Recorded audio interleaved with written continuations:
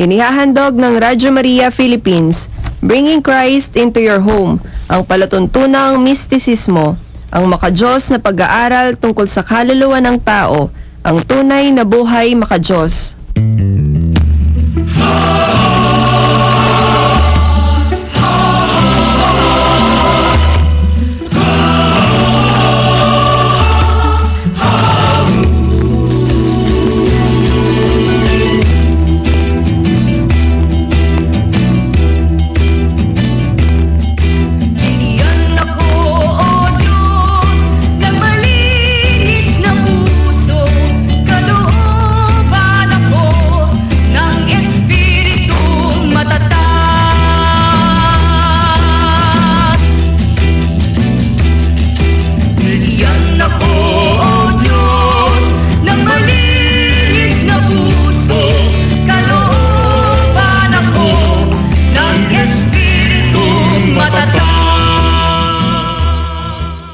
Mapayapang pakikinig po sa inyong lahat, mga minamahal naming taga-subaybay ng Radyo Maria Philippines, Bring Christ into Your Home, na sumasayang papawid dito po sa 99.7 FM Tarlac, 101.5 FM sa Cagayan, at 102.1 FM sa Isabela. Bringing Christ into Your Home. Ito po si Brother Ronnie Aclo. Ako naman po si Sister Merly Ibanez.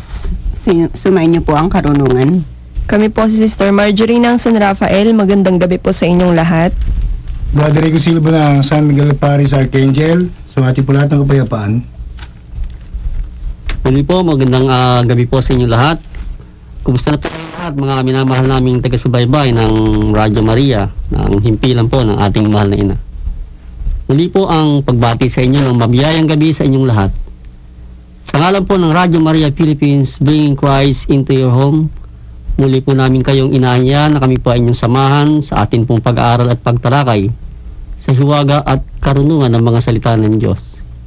Dito po sa programang ang mistisismo ng ating pananampalatayang Katoliko, ang tunay na buhay makadiyos.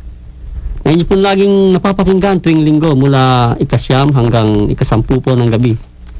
Hangad po ng programa natin ito na makapagdulot po sa inyo ng kahit kaunting kaalamang espiritual sa inyong mga tagapakinig ng Radyo Maria Philippines.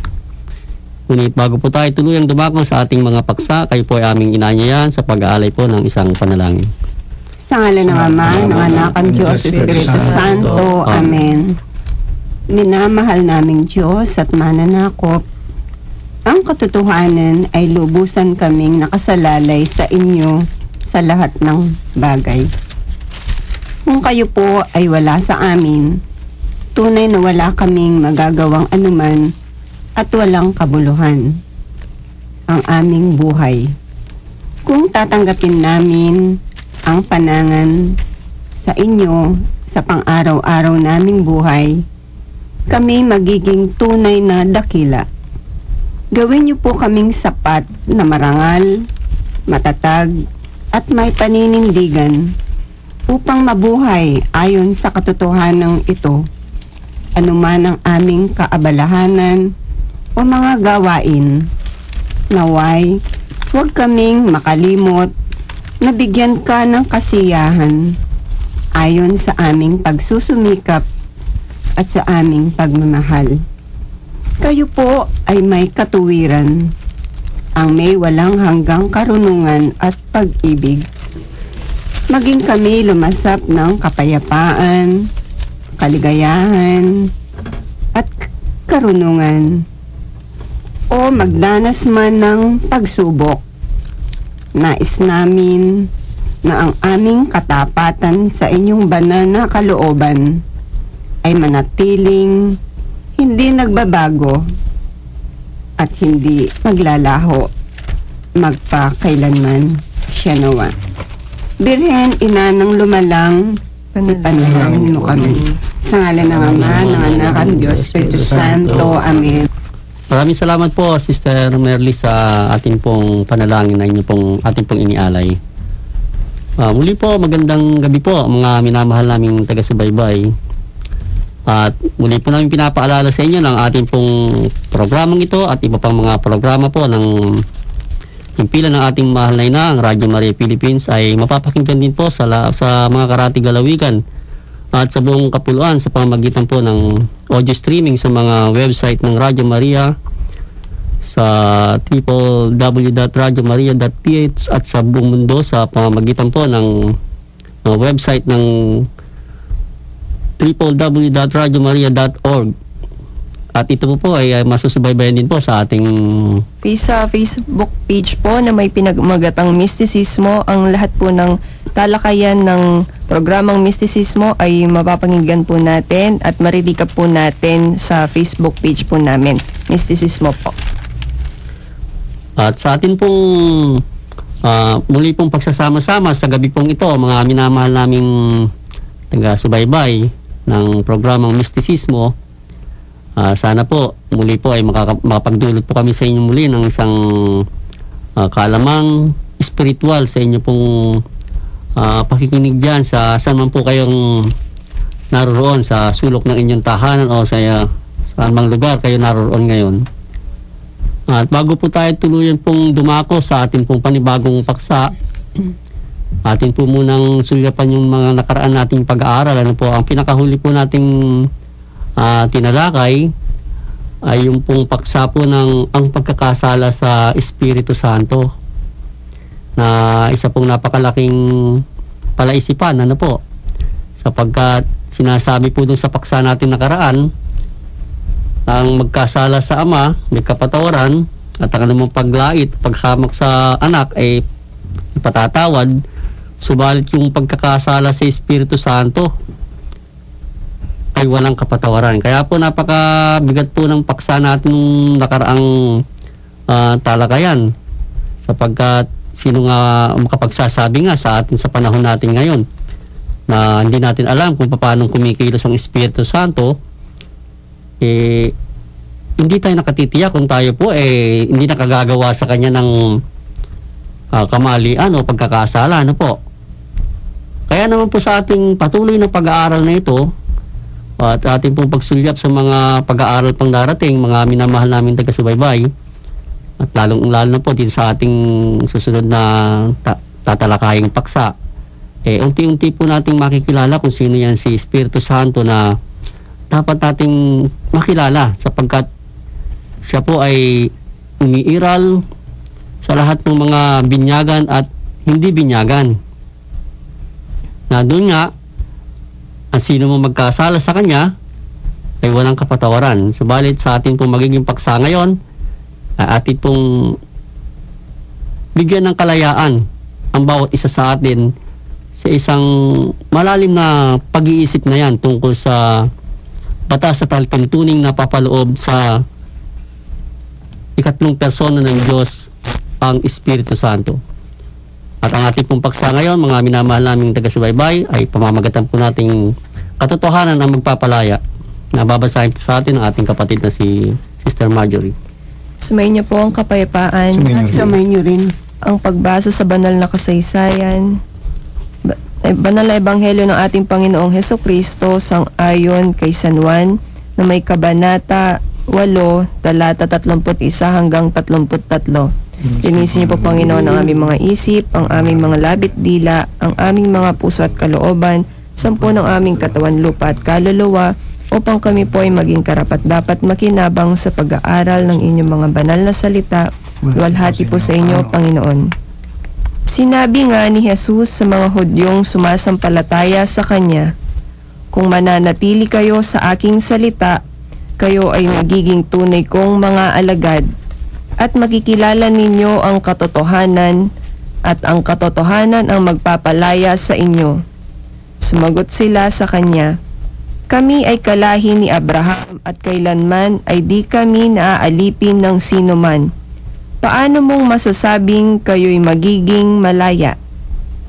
Ito po, mga kapatid, ang mga banal na ebanghelyo ng ating Panginoong Hesukristo. Purihin po kayo, Kristo, naway sa bisa at kapangyarihan ng mga banal na salita ng Diyos ay mahugasan ang aming mga pagkakasala, pagkakamali at pagkukulang, upang ito po ay maging daan sa aming kaligtasan patungo sa buhay na walang hanggan. Siya nawa.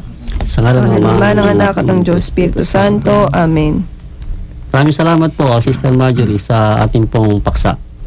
At ngayon po, mga minamahal naming taga-subaybay, narinig po ninyo ang binasa po ng ating kapatid dito tungkol po sa magiging paksa natin na ayon din po sa Ebanghelyo po ni San Juan po yon, yung isa sa mga tapat na alagad ng ating Panginoon na nanatili po sa paanan ng kanyang krus habang siya po ay nagdurusa at naghihirap sa, sabi nga, sa matinding kahirapan at pagtitiis na kanyang dinadanas hanggang sa siya ay malagutan ng hiling.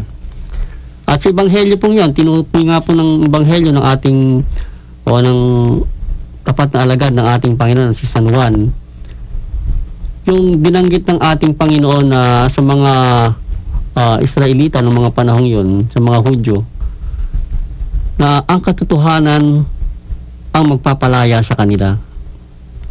Kaya nasabi tuloy ng mga tao sa panahon na yon, mga anak kami ni Abraham, paano mo sasabing mapapalaya kami? So, ibig sabihin po, meron pong isang nakatagong kahiwagaan doon sa sa pananalita ng ating Panginoon tungkol sa isang sa salitang pagpapalaya. Ngayon po ating pong pasukin kung ano po yung mga kung pag-uusapan po kasi natin pagpapalaya. Obvious naman po, meron tinatawag na bilangguan, ano po.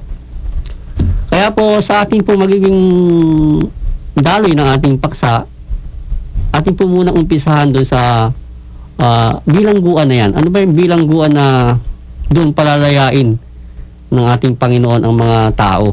O mga kapanahunan noon, sa panahon ng mga Hudyo, ano bang uri ng bilangguan ang sinasabi ng Panginoon na sila ay palalayain niya? Unahin po natin ang pananaw ng ating kapatid dito sa nakatatanda sa atin. Si Brother Rico po. Sumayin lahat ng kapayapaan. Sumayin niyo rin. Ang banal na ebanghelyo na binasa, mga kapatid, brothers, sisters, tungkol sa paksang katotohanan na siya nga magpapalaya raw sa isang tao kung sa kondisyong mananatili sila o magsisimula sila manatili sa mga salita ng Diyos na galing kay Jesucristo. Ngayon, maraming mga salita magmula pa sa kay Adan hanggang sa sumuway sila, hanggang sa mga propeta, patriarka, pababa, hanggang sa Jesus Christ. Kaya mga salita ay Diyos. Pero pagdating sa Panginoong Jesucristo, tatlong may hiwagang salita ang kanyang binigay na pinakapanuntunan. Ano yun? Yun yung siya si daan, si katotohanan, si buhay. Sabi niya, ako ang daan, ang katotohanan ng buhay. Walang marating sama kundi sa magitan ko. Ngayon, sa tipan ng mga nasa lumang tipan, obviously ang mga tao ay bilanggo sa buhay na makalaman. Ibig sabihin ng buhay makalaman, ang pamumuhay na ayon lamang sa kagustuhan ng pangkatawan. Dahil hindi pa nila kilala kung ano talaga yung tunay na kahulugan ng kaluluwa at ang kanyang malalim na kaugnayan sa Diyos bilang siyang gumawa sa kanya. Doon sila bilanggo. So matutuloy bilanggo sila sa kasalanan. Ngayon, kasi ang nature nitong ebanghelyo nito talagang automatically uunin sa historical ito kasi kung bababa pa tayo sa binasa kanina, babanggitin sa ibaba ng ebanghelyo na mayroong amang kasinungalingan Kung ang Diyos Ama na katotohanan na may gawa ng mga langit at lupa, ang kalabang number 1 niya o yung lumaban sa kanya, yung amang kasinungalingan, yan yung demonyo na nagsimula kay Luzbel nung ayaw na maglingkod ni Luzbel noon, non-serviam. Ngayon, nung given na ang tao sa unang paraiso, pinagkalooban ng karapan na kumain sa punong kahoy ng buhay at punong kahoy ng kaya sa paningin, pero wag doon sa gitna na punong kahoy naglalaman ng mabuti masama. Pero sad to say, dahil sa kasinungalingan ng demonyo, ang bilin kasi na kay Adan na wag kayong kakain sa punong kahoy naglalaman ng mabuti masama. Hindi po inuwag sapagkat tiyak na kayong mamamatay. Ang nangyari, doon sa babae lumapit yung ahas. Yung amang kasinungalingan na sabi nung ahas na yun, sinabi ba sa inyo yung Diyos na huwag kayong kumain sa punong kahoy naglalaman ng mabuti masama? Sumagot ng babae doon, Malaya daw kayo makakakain sa lahat ng punong kain sa halamanan sa Eden, pero huwag daw doon sa punong kain lalo na masamat mabuti. Kinargangin na kasi ng uri ng demonyo yung babae doon, si Eva. Hindi, sabi niya, hindi. Kaya ayaw ng Diyos na kumain kayo sa bunga niyan, nalalamin na matutulog kayo sa kanya nakaalam na masamat mabuti. Kaya kumain nga. Pumasok ngayon yung tinatawag na pagsuway, pati yung lalaki, kumain din dahil hindi mapabayaan yung babae dahil binigay sa kanya ng Diyos bilang kawangas niya yun. Kaya yung pagsuway, yan yung tinatawag kumbaga sa kasaysayan yung original sin o yan yung punong kasalanan, pagsuway na nagbunga nga naman ng 3 major sins naman. Yung tinatawag natin na pagkahiya. Sila yung mga nahiya, nagtakip ng dahon ng higos, kung ano man yung puno doon, no? Tapos natakot sila dahil nalaman yung yabag ng Panginoon nagdidinig, nagtago. Pagkatapos, imbis na humingi ng sorry o patawad ng lalaki dahil yung magpapabayaan ng babae, nangatwiran pa siya. Kasi babae, binigay mo sa akin siyang kumuha at kumain, binigyan ako Yun, pagkatakot pang ngatwiran. Na nanganak naman ng unti-unti, nagsimula kay Cain, na sa gising ng masamang anak, kaingitan. Yan. Tapos si Abel naman, yung pangalawang anak, sa larawan ng mabuting anak naman. Kaya masama at mabuti naging bunga nung kinain nila na bawal na bunga ng punong kahoy. Hanggang sa lumitaw yung mga kapalaluan, kaingitan, katakawan, katamaran, kahalayan, kasakiman, kapuotan, o itinatawag na 7 capital sins. So matutal 10 ketong ng kaluluwa na naibunga ng tinatawag na kagustuhan ng 5 pandama ng unang tao. Kaya magmula doon down to generations, from one generation to another, ang tao ay nabuhay na lamang ng pagsuway o buhay sa laman na hindi nakikilala ang tunay na ibig niya ng Diyos, na yung kaluluwa na dumihan, yung na binubuo ng isip po sa kalooban, kinakailangan maitayo. Not until na dumating ang Jesus Christ, tsaka pala magsimula ang itayo yung kaluluwa na yun na nabahiran ng dungis. Kaya sabi niya, ang manatili sa akin mga salta ay makalalaya. Ang katotohanan magpapalaya sa tao. So siya lalaya doon sa hibo na tinatawag na demonyo, daigdig at laman. Demonyo means yung pagkontrol o yung pagsupil sa damdamin. Dahil ang damdamin na naglalayo sa pagka-spirituality ng isang tao sa Diyos. Si Kristo kasi dala niya diwa. Yung naman daigdig, yung hibo ng material power. Yung lahat na kayamanan sa lupa na naglalayo sa kanya sa Diyos. And also yung tinatawag na laman, pag-iro ng tinatawag na sariling kalooban, yan yung 3 kanto sa triangle na bilanggo ang isip mo sa kalooban na sa pagdating ni Kristo, doon pa lang unti-unting itatayo o palalayain ng tao kung makikinig sila.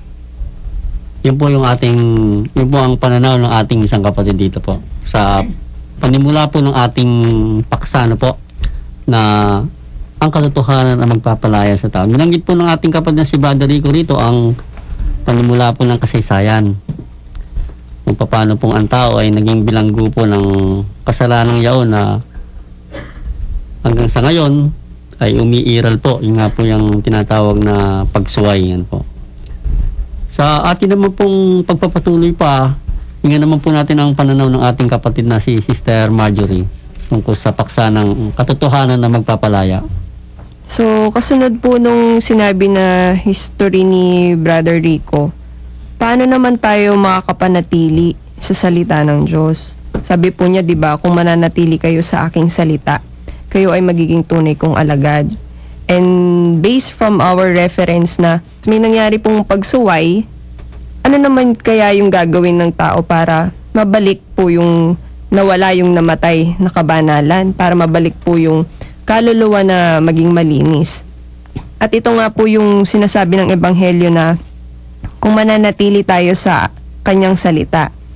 At syempre, kung yung salitang yon, maririnig mo yung kasabihang yon, magtatanong ka sa sarili mo kung ano kaya yung salitang yon na sinasabi ng ng banal na aklat. Siyempre, kung magsasaliksik ka niyan, siyempre, yung salitang yun po yung mga alituntunin ng Diyos. At saan po ba natin makikita yung mga alituntunin yun? Unang-una po, di ba, naririnig po natin yan sa simbahan po, kung nagsisimba po tayo linggo-linggo. Ikalawa po, yung banal na Biblia, pagbabasa po at pag-aaral ng salita ng Diyos. Nakapaloob po sa Biblia lahat po ng alituntunin ng Diyos.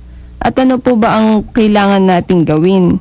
Siyempre po, unang-una po is yung pagsunod po natin dahil yung kabaligtaran po ng pagsuway ay yung pagsunod naman po.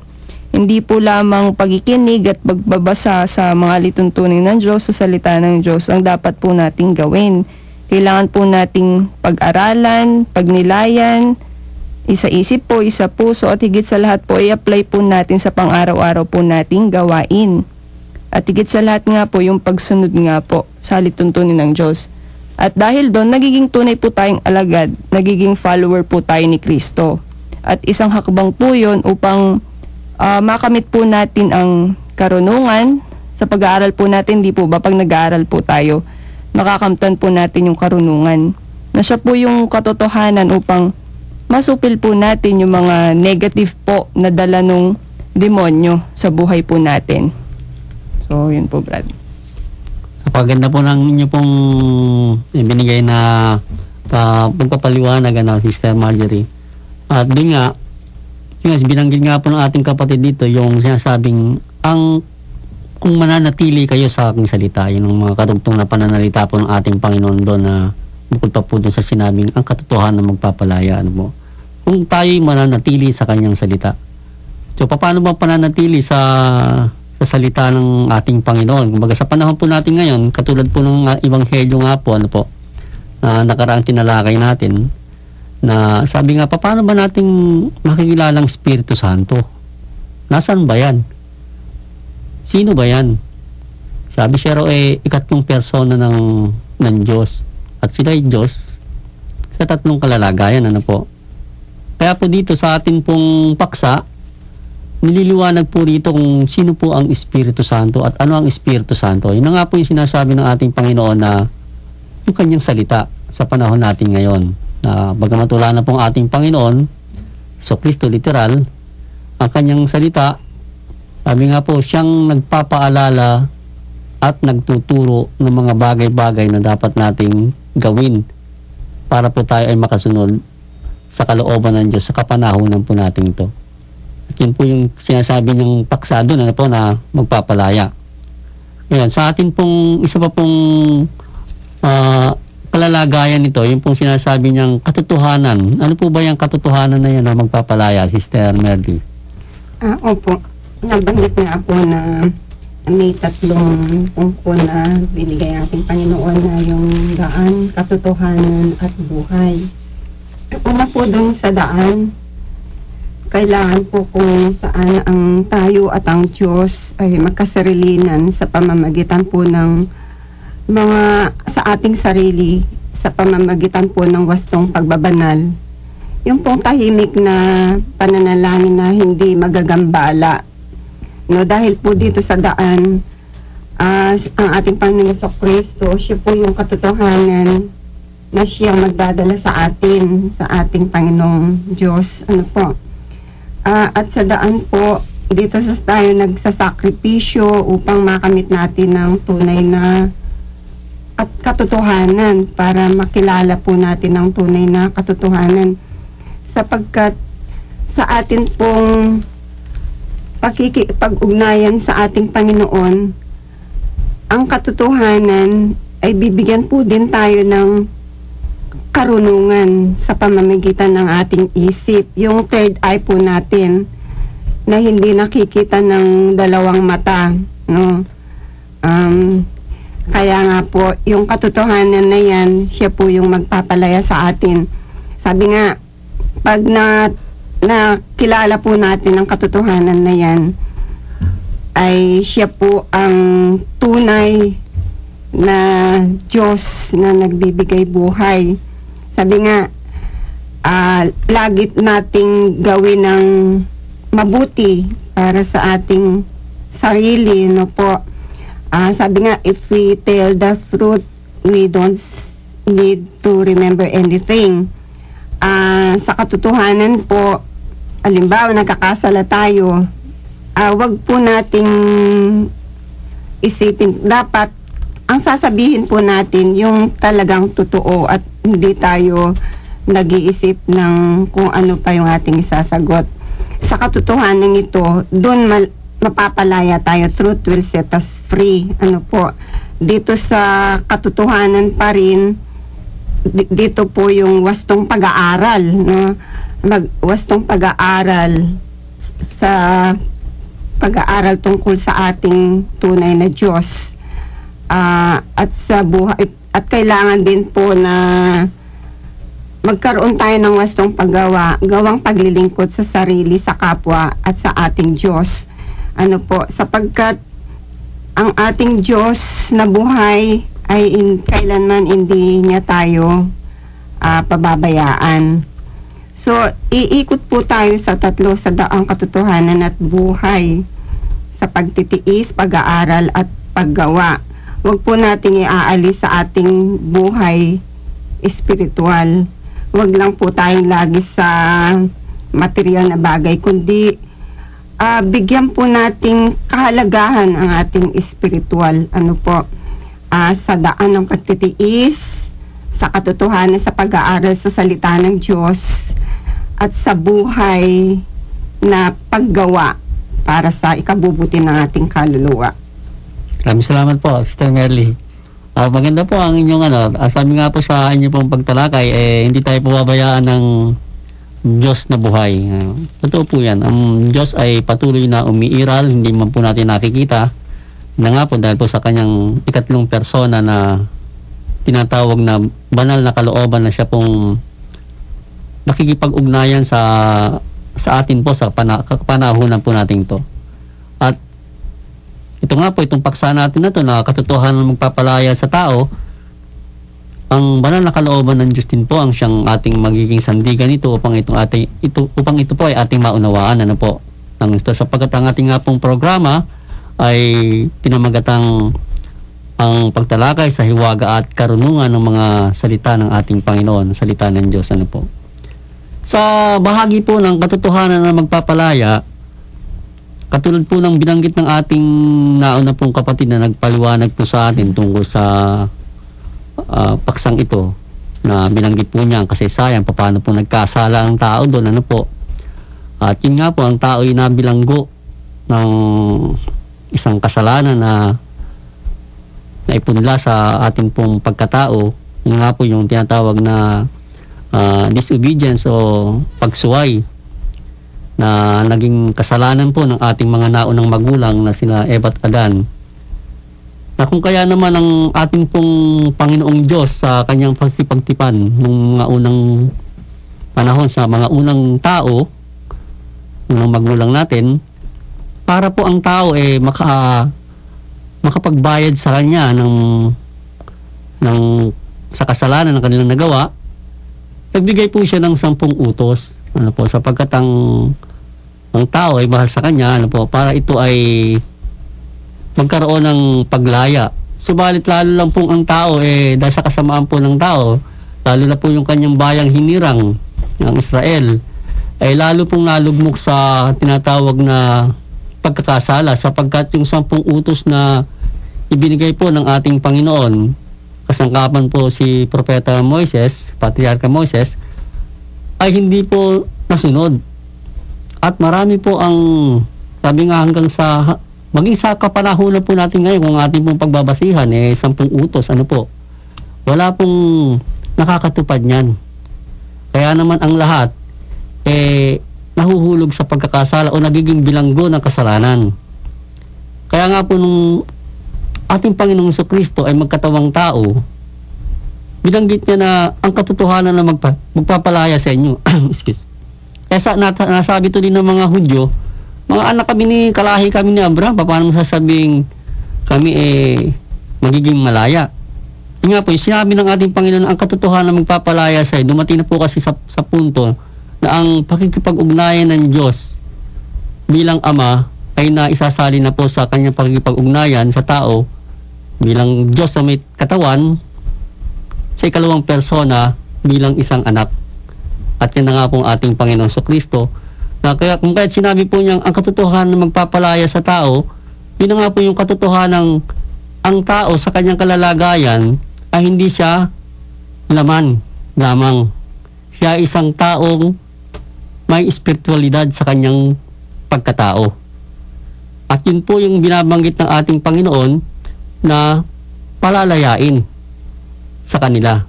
Sapagkat yun nga po yung tipan ng Ama na ayon sa laman, yun po ay literal na pakikipag-ugnayan ng Diyos sa tao, at yun po ay pangkatawan po ayon sa laman. Kaya naman nung dumating ang ating Panginoong Kristo, sinasabi niya nga siya yung magliligtas sa kanyang bayang Israel. Ano po? Ano ba ililigtas? Kaya nga po binanggit doon na ang tipan ng kanyang ng anak ng ating Panginoong Kristo ay dumarako na po sa tinatawag na tipan sa Espiritu. Ang pakahulugan ng lahat ng pananalita ng ating Panginoon ay nababase na po sa tinatawag na pangkaluluwang pakahulugan. Kaya ang ating Panginoon po ay nagbigay po ng kautusan. Sabi nga po niya, hindi ako naparito upang pawalang bisa ang batas, kundi upang ito'y tuparin. At sa kanya pong kapanahunan, nagbigay po siya ng 2 utos. Ano po? Kung sa Ama, meron pong 10, sa kanya 2. Ano po yan? Iibigin mo ang Panginoon mong Diyos ng buong mong isip, ng buong mong puso, ng buong mong lakas, ng buong mong kaluluwa. Wala na po siyang binabanggit doon na ano po? Ng binabanggit na katawan, ano po? Ngayon din ang iyong kapwa.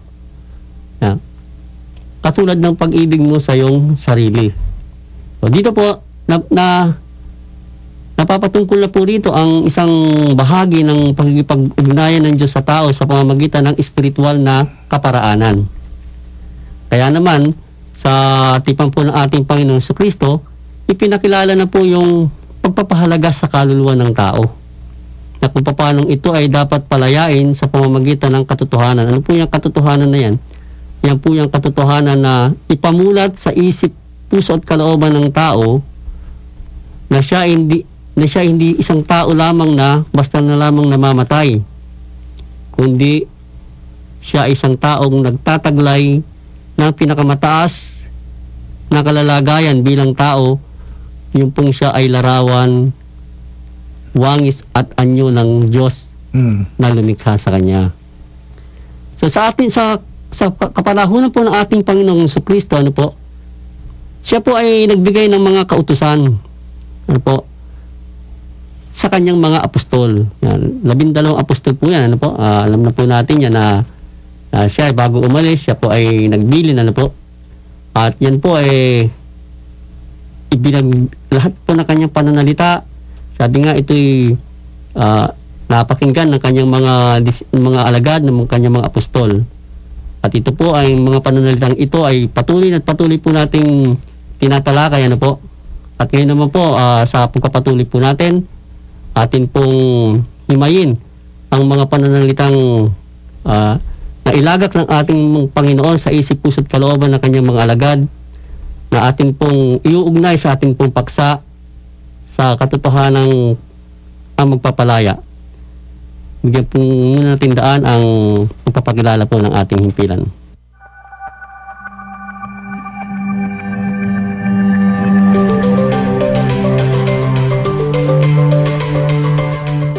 Kayo po ay inaanyayahan naming makiisa sa pagmimisyon ng Radio Maria. Para po sa inyong pakikibahagi, maaari pong mag-abot ng inyong tulong pinansyal sa pamamagitan ng mga sumusunod na bangko. Sa Metrobank, ang account number po ay 102-310-229-223-6. At sa Banco de Oro, ang account number naman ay 370-000-2437. At sa Metrobank Dollar Account, ang account number po ay 102-210-200-660-1. Welcome to Radio Maria Family.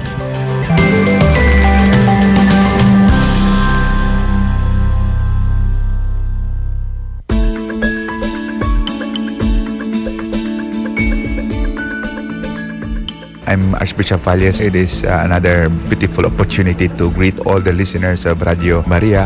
Let me take this opportunity to encourage you to always tune into Radio Maria, so that in this way, I'm very sure our faith would be inspired. We will be informed Catholics also. And I hope by its name, Blessed Mother would always accompany us in the mass media and the way we use the radio media in inspiring and strengthening our faith. Mabuhay ang Radio Maria, and please, the listeners, continue patronizing and tuning into Radio Maria. Thank you.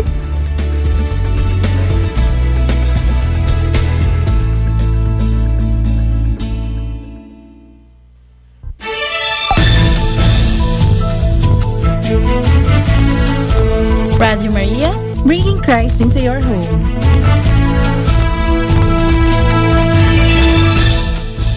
Nagbabalik po ang tunay na buhay makadiyos o ang mistisismo, at kay patuloy pa rin sumusubaybay sa Radio Maria Philippines, bringing Christ into your home.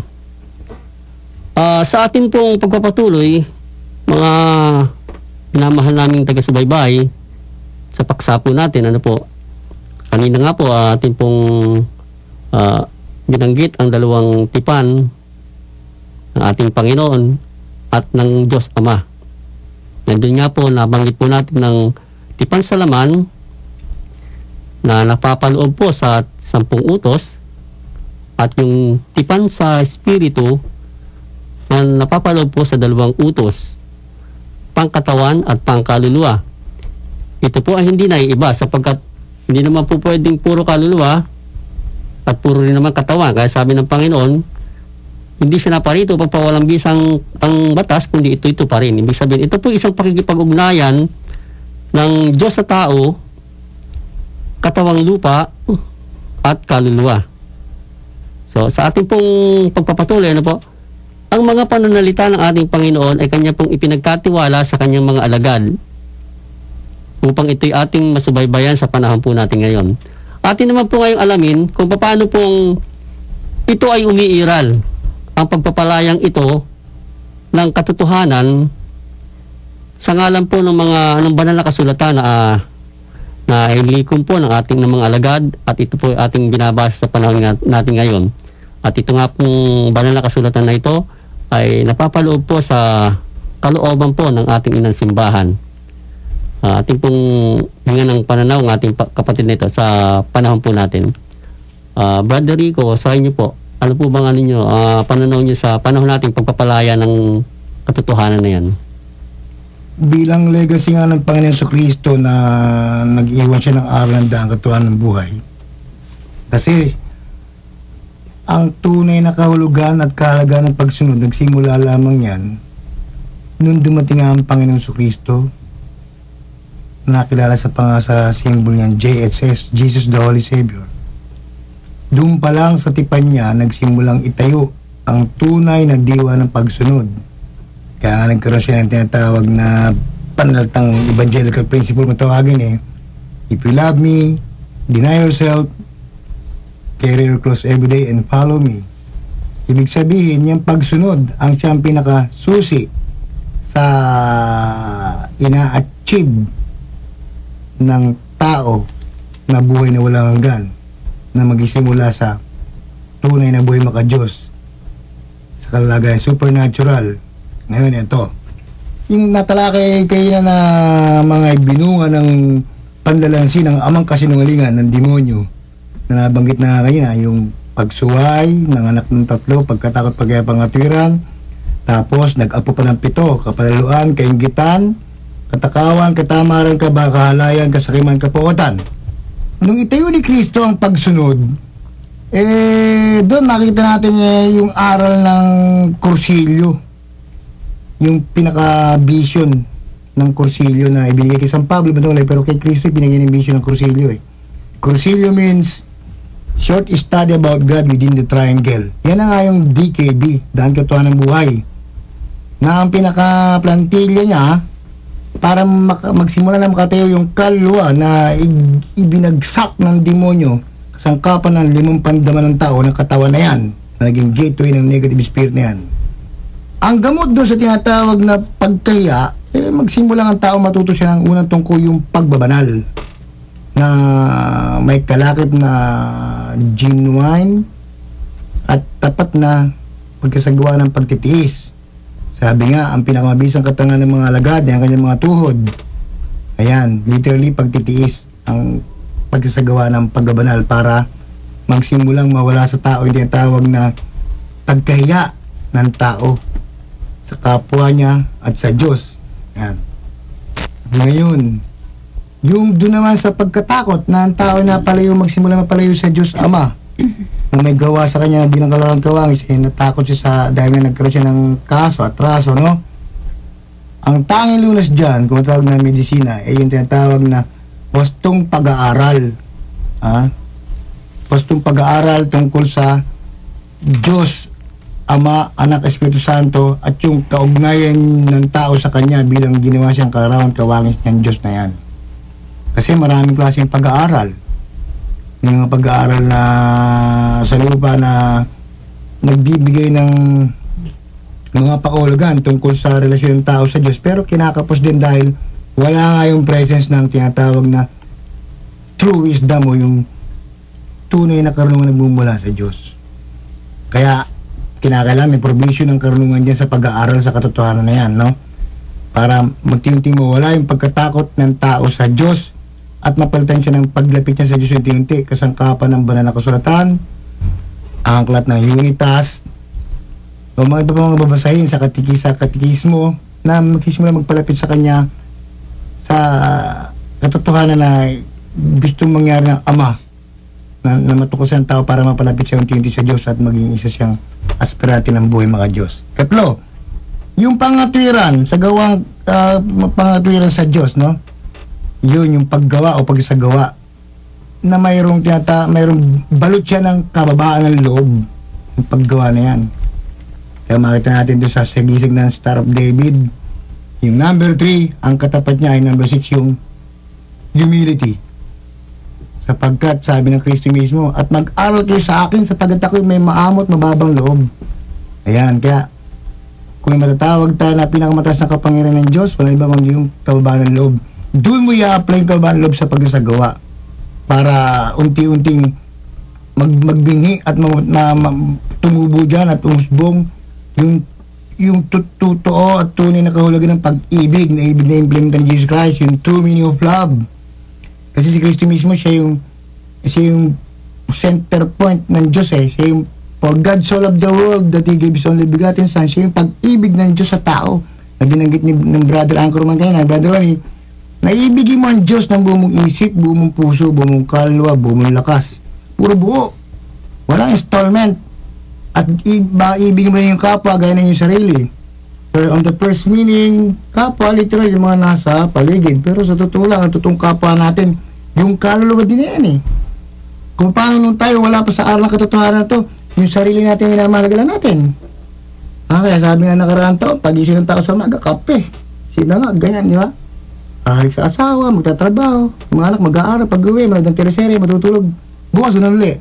Puro pangkatawan, pero pag nasa aral ka na ng katotohanan, maintindihan mo na hindi ka ginawa ng Diyos para lamang sa mga bagay na lumilipas, kundi meron kang Diyos na dapat na makita mo, na mapaglingkuran mo siya.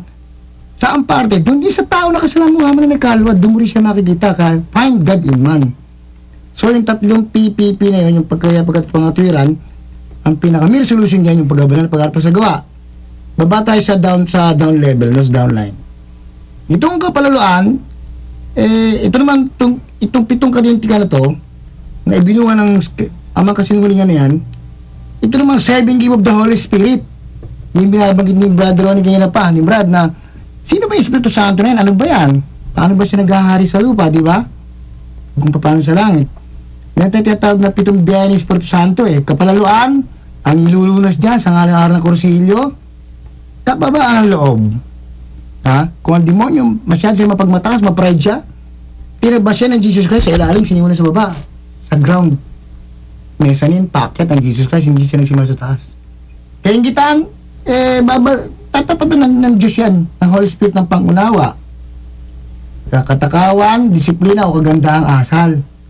Na bagamat kailangan kumain ng katawan, yung professional sa pagkain. Dahil ginagalang mo na yung lower self na yan is for the higher self. At yung higher self is for God. Diba? Yan. Tapos, yung katamaran na siyang isang civilization na sa tao na katamaran, gagamitin yan dito sa magitan ng katyagaan. Ngayon yung kahalayan. Kahalayan, literal spiritual. Ang gamot dyan, ang medicine dyan ni Jesus Christ o ng Holy Spirit, yung kabanalan. Kasakiman. Kinapit ng demonyo sa tao, yung pagiging sakim. Gusto niya, kung tawag sa English to greedy. Puro siya pang sarili lamang. Mapalitan ng kaamuan. Ayan. Tapos yung kapuotan, yung the greatest love of all, sabi ng kanta, ang pag-ibig na tunay na galing sa Diyos na inihalimbawa ni Jesus Christ. Leadership example, itong pag-ibig na sabi niya, walang pag-ibig na higit pa kundi sa isang tao na mag-alay ng kanyang sarili. Si Jesus Christ yun. Minsan lang siya nag-alay ng sarili niya, pero buong mundo, lahat ng magmula kay Adan hanggang sa current event ng buhay niya, natubos lahat yun. Naishoot lahat yun. Tapos tinatawag na triumphant kingdom at triumphant church kasama ng mga kapostol, kasama mga propeta, mga nakapasa. Pero tayo, hindi pa. Kasalukuyan tayo na nagibakan tayo mga militant church. Kaya kung tataglayin nga natin itong 10 lunas na to, yan sa 10 ketong ng kaluluwa, doon pala natin maintindihan na isa tayong aspirante ng katotohanan o tayo posible to the near future tayo mapapalaya ng katotohanan na yan sa ating pagkakabilanggo natin sa demonyo, daigdig at sa laman. Ilang po muna. So yun po yung binanggit ng ating kapatid na mga lunas na biyaya ng Espiritu Santo. At ito pong Espiritu Santo, ang ikatlong persona ng Diyos, sabi nga po namutawi po yan sa bibig ng prinsipe ng mga apostol na si San Pedro, nang sabihin niyang ikaw ang Kristo, sabi niya sa ating Panginoon, ang anak ng Diyos na buhay. Kaya sabi ng Panginoon sa kanya, mapalad ka, Simon, sapagkat hindi ang laman at ng dugo ang nagpahayag niya, kundi ang aking amang nasa langit.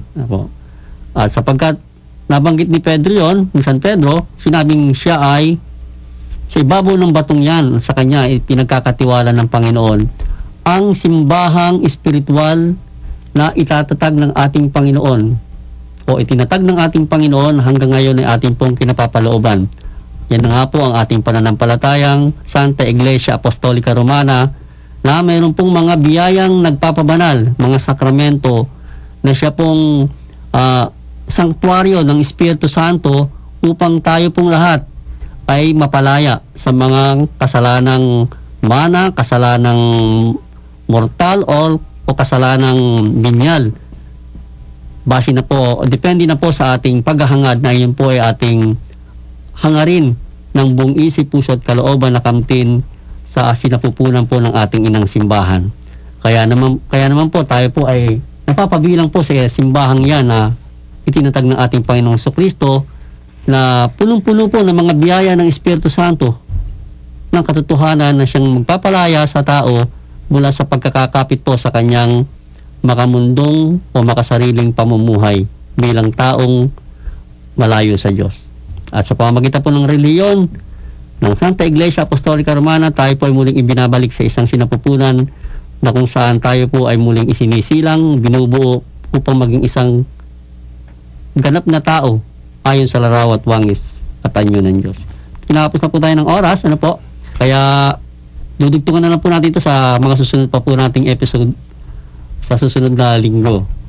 Pansamantala po, kami po muna magpapasalamat na po muna sa inyong pakikinig dyan, mga minamahal namin taga-subaybay. At muli po, inaanyayahan namin kayo na sundan na lang po kami. Opo. At sundan na lang po ang aming mga talakayan at namin pong ipa-plug ito sa Facebook page po namin na Pinamagatang Mistisismo po. Ang lahat po na gustong mantabay po sa mga or mag-recap po sa mga topics namin, mapapakinggan nyo po doon.